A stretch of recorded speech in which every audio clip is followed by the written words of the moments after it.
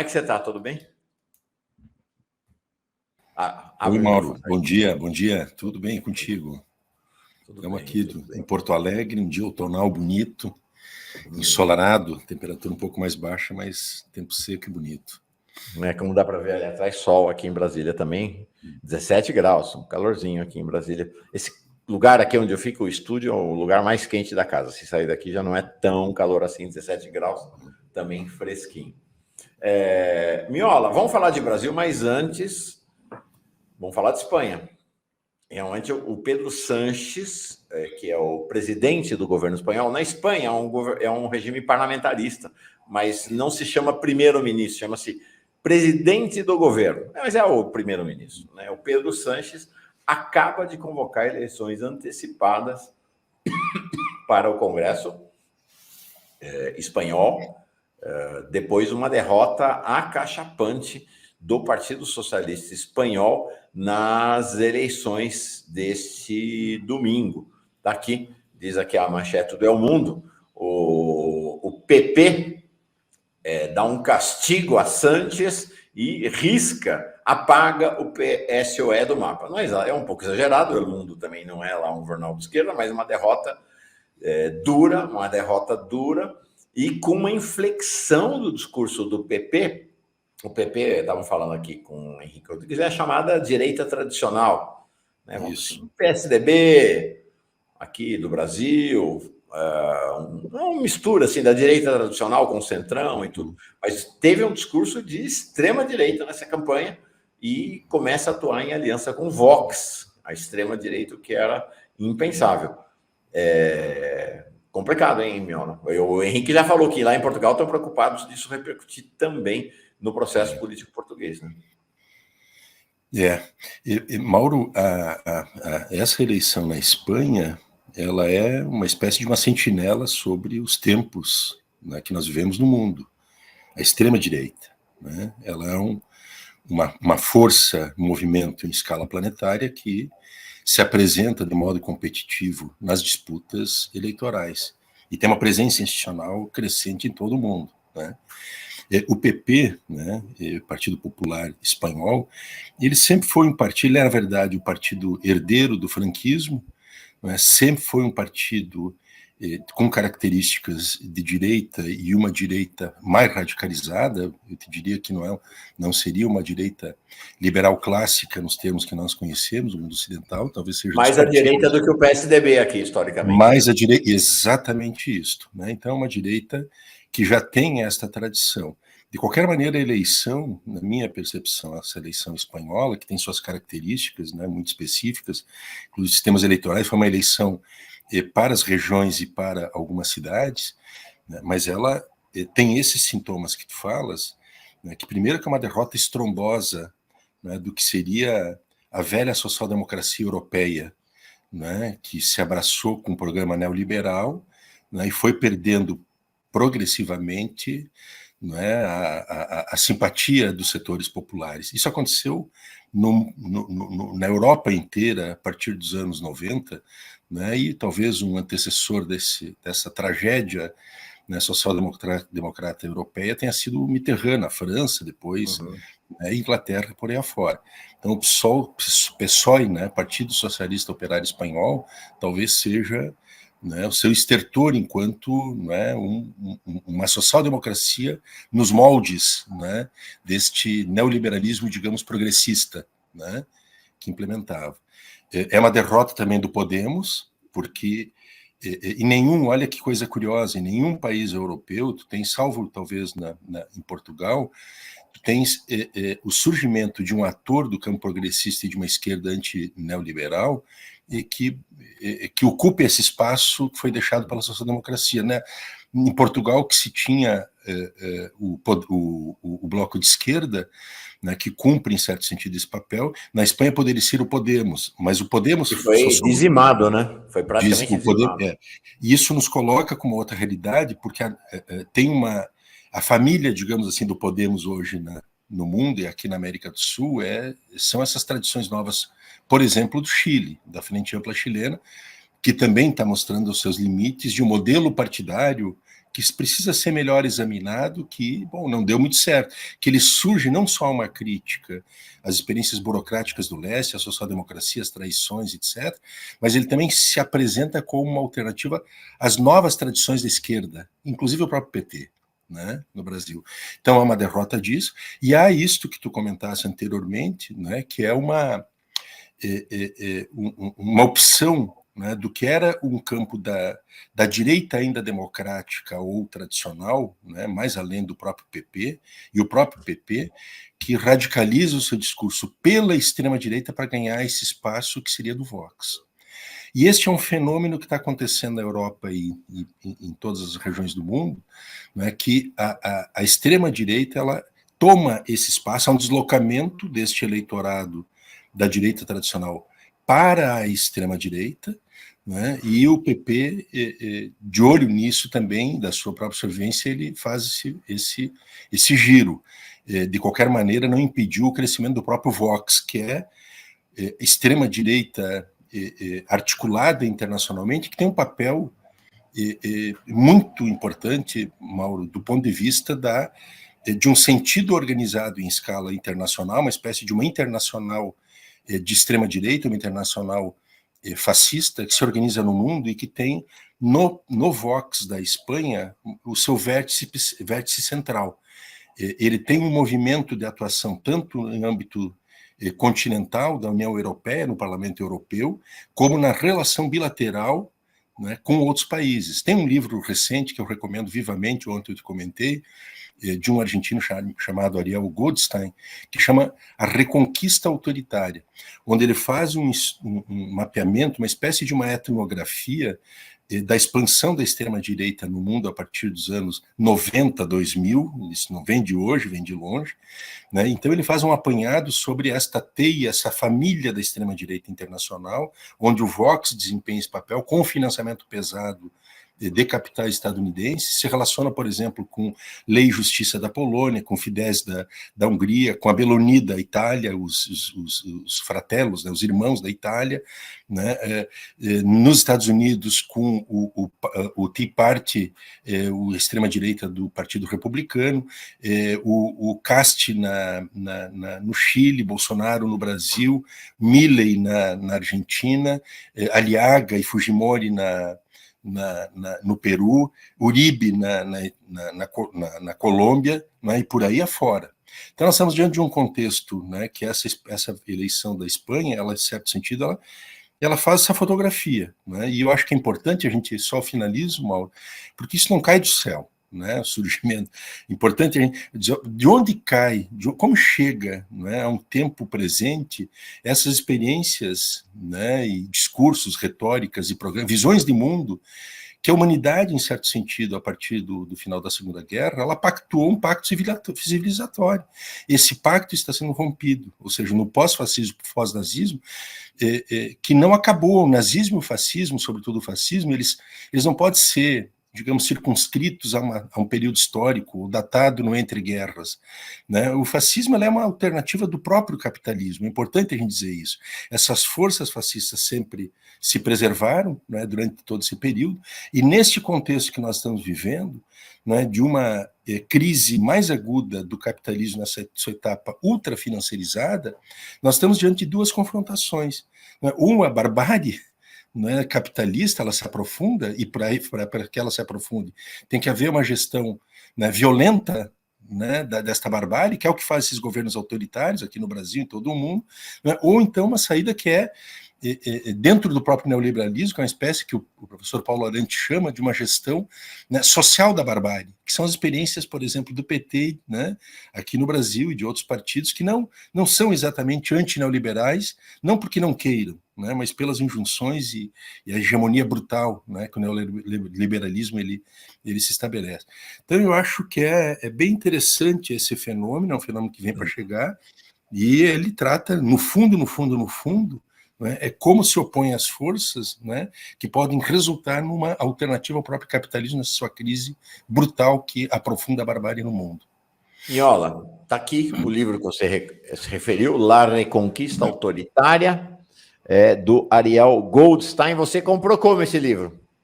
Eu estive na Argentina em dezembro Tá. e aí fiz uma minha coleção de livros argentinos, sempre excelentes autores, mas é um livro que eu acho que se encontra disponível via alguma dessas empresas Redes. de rede, né, de venda.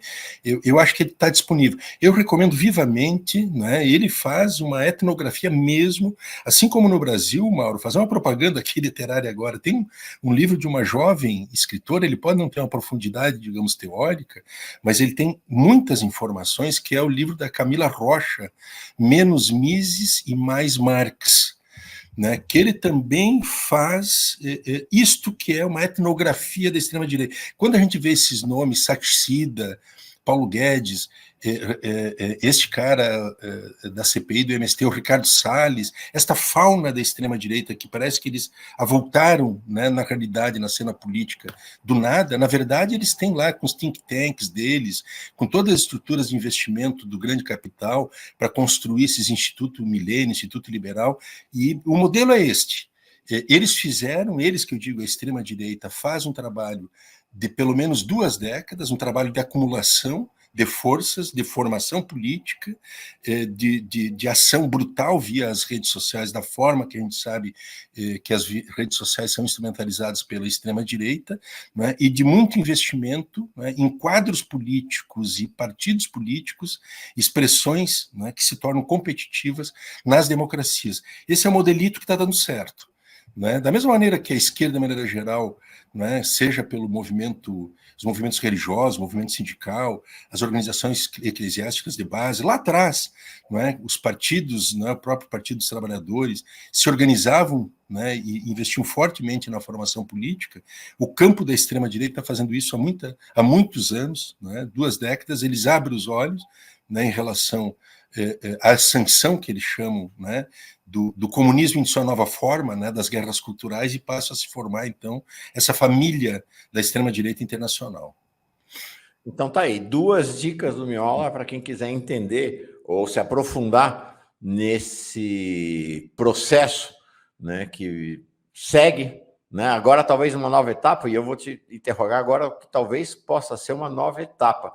Faço-te a próxima pergunta agora, sendo que o canal Política e Cia diz, Jefferson Miola é um dos melhores, se não o melhor comentarista analista político do país. Eu acho também Miola é muito especial. Vou botar na tela aqui, mas já coloco, já está subindo nesse instante, as 2 dicas de livro que você deu. Esse espanhol e esse editado na Espanha, né?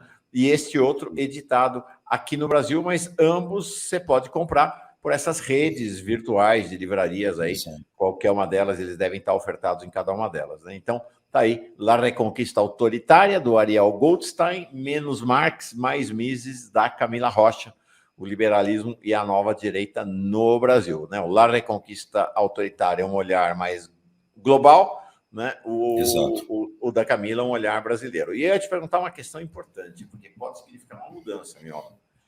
Me parece que a primeira onda da extrema-direita foi uma onda que surpreendeu todo o universo político, né? Você vê, da direita, do PSDB, do próprio PP na Espanha e de outros partidos da direita tradicional, e chegou atropelando, né? Atropelou para cima da esquerda, atropelou para cima da social-democracia, atropelou para cima da direita e se instalou, chegando ao poder em alguns países.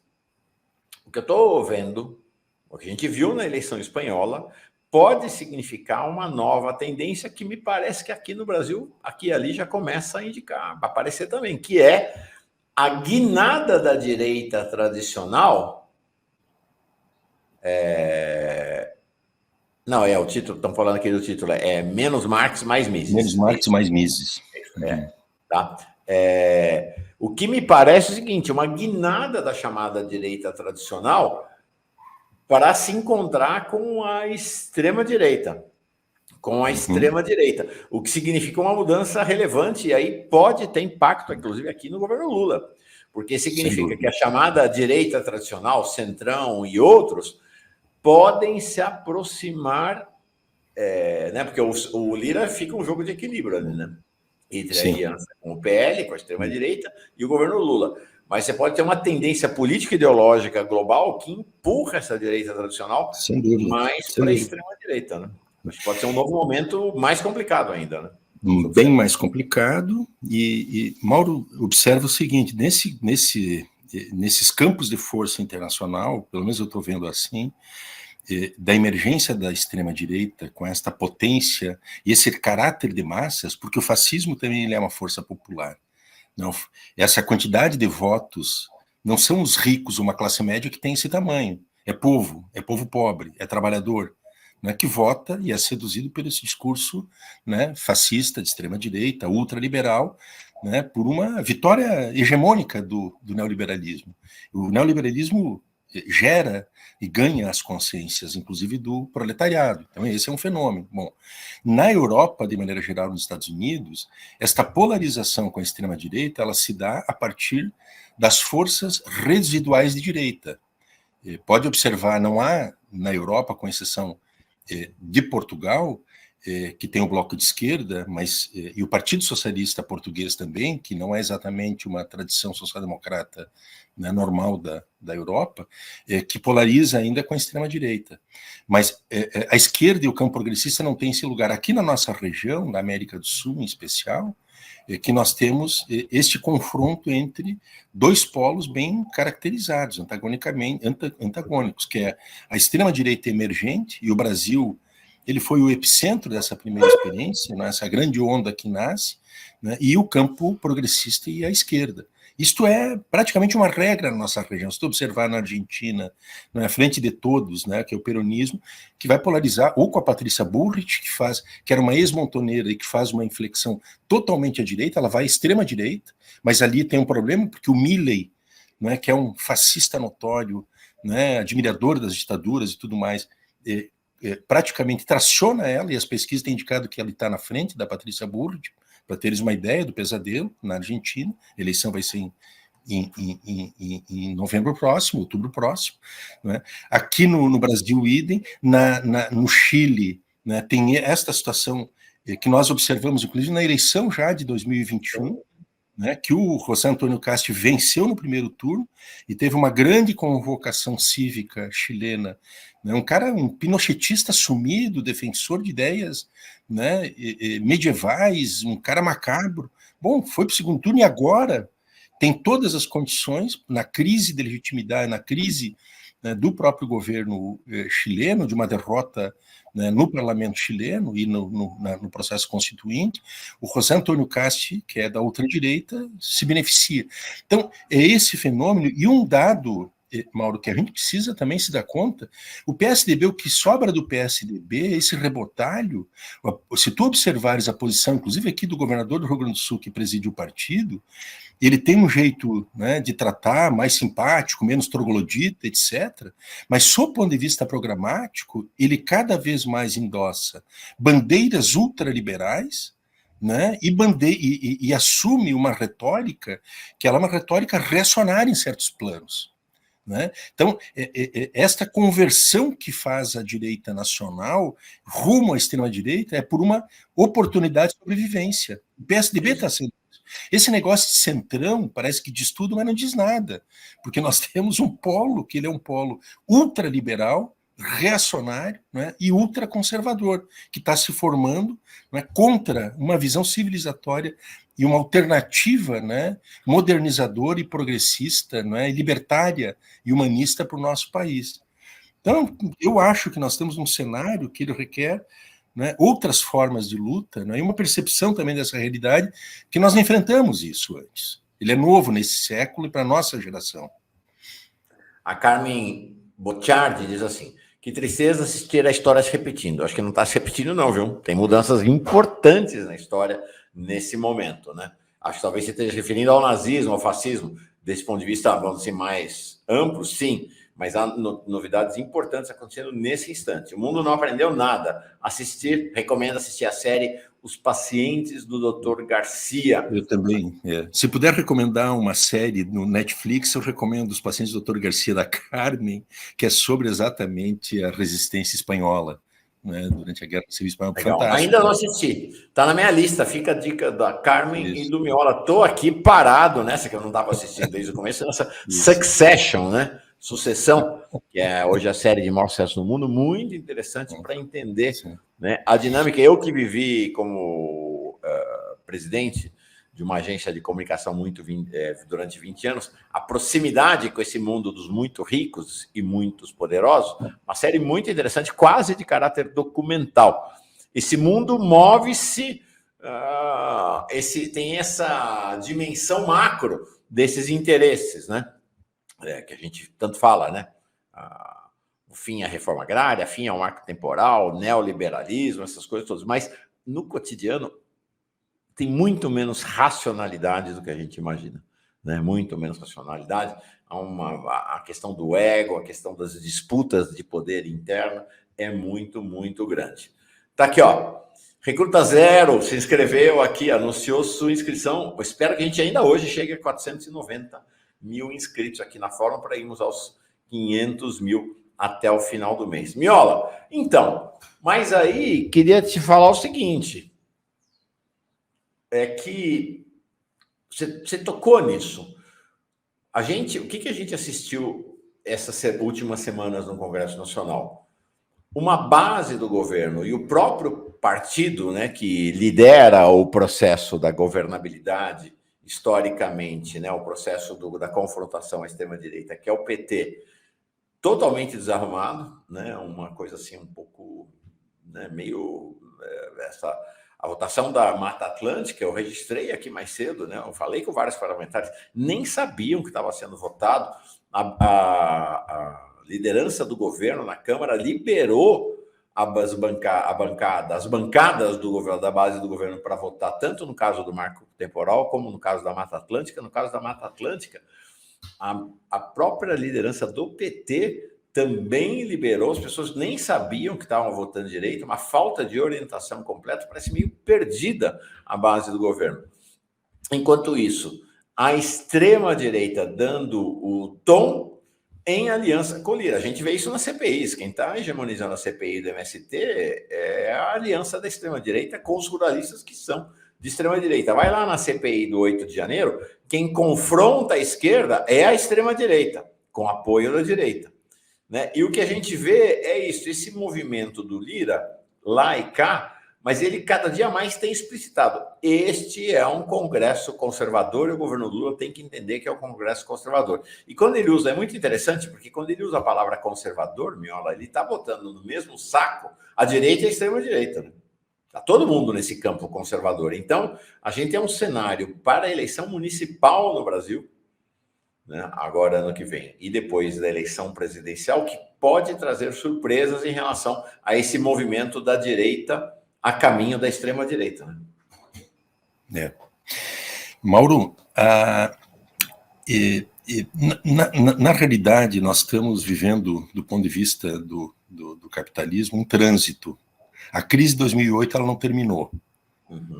Né? Nós estamos transitando em relação a uma situação ainda em aberto de um desfecho dessa crise, com elementos novos, porque a própria pandemia ela acelera certas soluções do ponto de vista do capitalismo, né, da inteligência artificial, a robótica, né, o papel dos aplicativos de comunicação na otimização da comunicação e de soluções que antes dependiam de viagens, etc., elas passam, né, tem uma instantaneidade, e isso tem um reflexo, né, tremendo, que é uma mega acumulação dos capitais, em torno dos detentores e proprietários dos capitais, e um processo de aprofundamento da miséria, da barbárie e da exclusão. Não tem lugar, né, no mundo contemporâneo para o trabalhador trabalhar. O homem ele está sendo cada vez mais dispensado, né? Só uma ponderação. A gente usa muito a expressão crise do capitalismo. A gente tem que tomar cuidado, viu, gente, com essa expressão, porque pode dar a impressão, não, crise do capitalismo, e está vindo coisa melhor pela frente. E ele está acabando. Não é isso. A crise do capitalismo está nos trazendo um capitalismo cada vez mais deteriorado e agressivo e piorado, né? Isto, que fantástico tua definição, tua abordagem, porque aqui é o ponto de chegada que nós estamos, né? E que nós estamos, então, diante desse trânsito, né, dessa crise do capital, que não é uma crise terminal de morte do capitalismo, eu não partilho dessa ideia determinista, né, de que o capitalismo ele vai acabar pelo seu próprio paroxismo, né? Mas nós estamos diante deste trânsito, e nesse trânsito estão em disputa visões, né, alternativas para superar isso. E qual é o tema aqui no Brasil? O Brasil, ele está, desde 2016, ele abriu um processo que é um processo brutal, né, dos grandes proprietários, dos grandes capitais, né, da classe dominante, de redefinir um padrão de acumulação do país, que é de aprofundar cada vez mais nessa crise, essa miséria, né, de um modelo que não gera formas de distribuição de renda e não gera trabalho e emprego. Acabou esse modelo de geração de trabalho e emprego. Então, nós estamos diante de uma situação dessas, né, em que ele confronta, no plano político, esta realidade. Tem um governo que ele é eleito, né, que é um governo eleito com presidente eleito com 60.345.999 votos, mas que ele não está tendo a liberdade de governar. O que a direita, a extrema-direita, as classes dominantes, através da sua representação congressual, está dizendo para nós é o seguinte: o Lula pode governar, desde, no entanto, né, que seja para realizar aquele governo, aquele programa que foi derrotado nas urnas em 30 de outubro. Eles não aceitam a hipótese, eles até aceitam que o Lula possa continuar no cargo, né, para evitar que volte, não é, uma alternativa ao estilo Jair Bolsonaro. Agora, não pode realizar o programa que foi eleito. Esse é o grande tema, eu acho, não é, que nós vivemos no nosso país, que um governo que foi eleito com não mais do que 130 parlamentares, 135, 126, se eu não estou equivocado, eleitos na coalizão de 11 partidos, né, e que não tem força congressual para sequer se proteger de um pedido de impeachment do presidente Lula, quanto menos para aprovar uma lei ordinária, que precisa de 257 votos, menos ainda, né, reverter mudanças constitucionais que dependeria de 2/3 do Congresso. Então, Mauro, eu acho assim, que nesse contexto de um governo com essas características, essa bateção de cabeças, essa desarticulação, ela é mortal. Eu não estou dizendo, os resultados e a realidade do Congresso nos evidenciam, Mauro, que a gênese do problema não está na articulação política, está nessa realidade que nós temos uma estrutura de um Congresso que funciona à base, né, da chantagem, da extorsão, através da sua deputadocracia, o que eu chamo de sistema deputadocrático, corrupto via emendas do orçamento secreto, mas neste contexto, uma desarticulação nos moldes que nós estamos assistindo é inaceitável, e com posições erradas. A orientação que foi dada de liberar o voto da bancada em relação, por exemplo, do PT, do marco temporal, é um erro. Me perdoe. Então, eu acho que falta uma coordenação política melhor, falta sim. Agora, mais além disto, tem que sair desse sistema endógeno de dependência dessa coalizão baseada neste Congresso e buscar outras formas de sustentação, né, e de legitimidade, de apoio governamental que não estão no Congresso, que o Congresso, aliás, vai inviabilizar esse governo.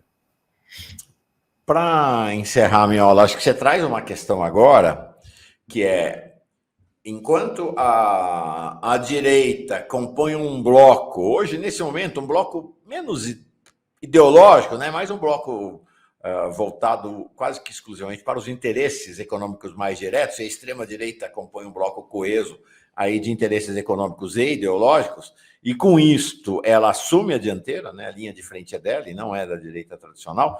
Você me fala desse processo das dificuldades de uma certa tendência ao estilhaçamento do campo democrático e das forças de esquerda. Então, a gente tem vimos a semana passada, enquanto Haddad aplica um programa com tintas neoliberais, que é o arcabouço fiscal, isso é reconhecido por todo mundo, aí a direita diz, aí nós vamos. Né? E aí vem o Campos Neto, aí vem o presidente da Febraban, aí vem, né, os Rurali, todo mundo apoia. E aí é curioso, porque aí um segmento do PT acusa o PSOL. Não, vocês estão jogando contra o governo. Não, porque o PSOL ficou fora desta aliança aí, né, do governo Lula com a direita e a extrema-direita. E aí é curioso, porque Quando rompe essa lógica, tem problema. E aí, o que a gente assistiu esses últimos dias foi muito interessante e dramático ao mesmo tempo. Vem um sujeito, que é o vice-presidente, que é o ministro da Indústria, que vem do campo da direita tradicional, que é o Geraldo Alckmin, que agora está no Partido Socialista Brasileiro, lança um programa, tem vários questionamentos, né, em relação à oportunidade desse programa, a indústria automobilística que está aí pela hora da morte não, ainda está pelas tabelas, a questão ambiental, mas enfim, lança um programa de redução de impostos para as indústrias, para os carros populares. O Lula vem batendo firme, né, de uma redução de preço, porque o Lula disse R$60 mil não é preço de carro popular, né? Agora não vai baixar tanto assim, vai baixar para perto de 50, não é nem 50. Mas ok, espera-se uma... E aí o Haddad não foi avisado. E está irritadíssimo porque não foi avisado, e aí vai na Globo News e fala, não, ó, é para um programa de só 3 meses. Não vai durar mais do que 3 ou 4 meses. Então, assim, um nível de desarticulação nas forças de governo, e por outro lado é isso, né? Se vem com qualquer coisa que cheira desenvolvimentismo, com esse programa do Alckmin, já é capado pela área econômica do governo. Né? Muito complicado. Agora, é muito preocupante esse cenário, tá, Mauro? Assim, primeiro que eu acho que, veja que é um condensado de problemas essa situação do anúncio do Fusca do século XXI, da terceira década do século XXI, Fusca. Primeiro que é um despropósito, francamente, né? Esse programa, por várias razões que não é o caso de discutir agora. Segundo, que ele é revelador de uma dificuldade que o governo tem de inventar alternativas de políticas de Estado para o mundo contemporâneo e não para 2000, para o século passado. Então, está tendo dificuldades enormes de viabilizar. Mesmo os programas que deram certo no passado, eles não são garantia que deem certo no presente, e mais, eles deram certo no passado, dentro de certas medidas, e um deles é o programa Minha Casa Minha Vida, que é um programa civilizatório, mas que o governo deveria pensá-lo não no sentido de que ele acabou tendo um papel, né, reforçador da gentrificação, de colocar o pobre na periferia, este mesmo pobre que passa a viver, né, uma vida invivível. Ele fica afastado do centro, do seu local de trabalho, 3 horas andando de ônibus para ir para o trabalho, mais 3 horas para voltar, ensardinhado, e é isso. Então, esses modelos, eu acho que essa medida ela é reveladora, não é, desses problemas. E terceiro lugar, Mauro, vamos ser francos, entende? Assim, não existe, não é, um programa, não é, de improviso. E um programa que ele é contraditório com o próprio esforço do governo, que quando ele desenha o arcabouço fiscal, ele vincula o arcabouço fiscal com uma necessidade imperativa de arrecadar o que só arrecadou na proporção que pretende arrecadar em 2 vezes na história. Então ele faz um programa que é de renúncia tributária. Ele praticamente dá 2 bilhões, a estimativa que se tem entre 990 milhões a 2 bilhões, que é o custo desse programa para 3 meses, segundo fala o Haddad, para um setor que se tinha no seu pátio produtivo, no pátio fabril, nos anos 80, 30, 40 mil trabalhadores, hoje ele tem uma linha de produção para produzir com uma produtividade infinitamente superior, mas não mais do que 1.500, 1.200 trabalhadores. Então, o efeito que tem a indústria automobilística no mundo contemporâneo, ele é muito menor do que teve lá atrás. Ele não tem aquela onda propagadora de desenvolvimento, geração de emprego e tal. Então, eu acho que tem uma realidade, Mauro, assim, de múltiplas dificuldades do governo, desta dificuldade de tomar iniciativas e posicionar adequadamente e enfrentar essa situação que nós temos dentro do Congresso, que para mim ela é a chave, né, do momento que nós estamos vivendo, não com base, né, em mais Congresso e mais orçamento secreto, mas em bases, né, de uma solução de construção de um dispositivo social de apoio que não está no Congresso. Não quero aqui dar receita de bolo, mas um governo, não é, que é um governo que se desenrola nessas condições, num campo minado, numa correlação de forças extremamente desfavorável, ele tem que buscar formas de sustentação, né, que não seja dentro desses limites que ele enfrenta hoje. No Congresso ele não vai encontrar essa ressonância para organizar o seu programa. Pelo contrário, ali no Congresso vai haver uma grande tensão, né, no sentido de inviabilizar e causar o máximo de dificuldades para o próprio governo. E o governo não pode ajudar essa dinâmica viciosa do Congresso, né, com medidas, com essas atrapalhadas, desculpe usar a expressão, mas são algumas atrapalhadas, uma desarticulação política que ela é enormemente preocupante, né, no cenário que nós estamos vivendo. Então, Jefferson Miola, boa semana para ti aí em Porto Alegre. Vamos acompanhar juntos, com toda a nossa comunidade aqui, juntas e juntos, portanto, essa semana que é mais uma semana decisiva para o desenho do governo Lula. Marco temporal, tem a votação do desenho do governo, tem CPI do MST, tem CPI do golpe do 8 de janeiro, tem começando a partir de amanhã, hoje já Lula tem uma agenda grande com Maduro, reunião de 11 líderes da América Latina, presidentes e primeiro-ministros da América Latina. Então, semana bem relevante para o governo, sim, bem importante. Vamos acompanhar, né, Miola? Vamos embora. Acompanhamos juntos. Um abraço grande, tá, Mauro? Boa semana para nós. Um abração, boa semana.